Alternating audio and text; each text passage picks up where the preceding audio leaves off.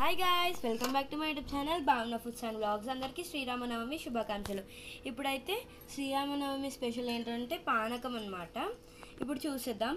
నేను already 2 cups of బెల్లం వేసేసుకున్నాను. ఇప్పుడు ఆలికల్ పౌడర్ వేసుకోవాలి,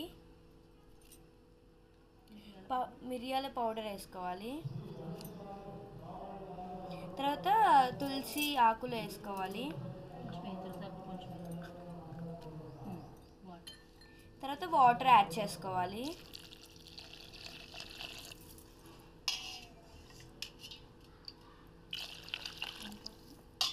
నేను 3 cups తీసుకుంటున్నా.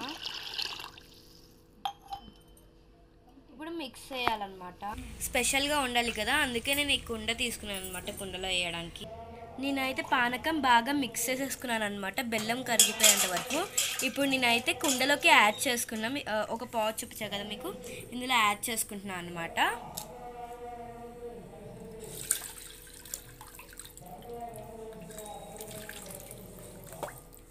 వేసేసిన తర్వాత తులసాకులు పైన కొంచెం కొంచెం వేసుకోవాలి, ఎందుకంటే డెకరేట్గా బాగుంటుంది, ఎందుకంటే రాముడికి ఇష్టం కాబట్టి. రాములు వాళ్ళకి ఇష్టమైన పానకం రెడీ అయిపోయింది అనమాట.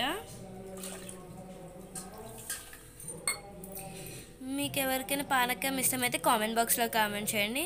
And bye guys, like, share and subscribe. Bye bye.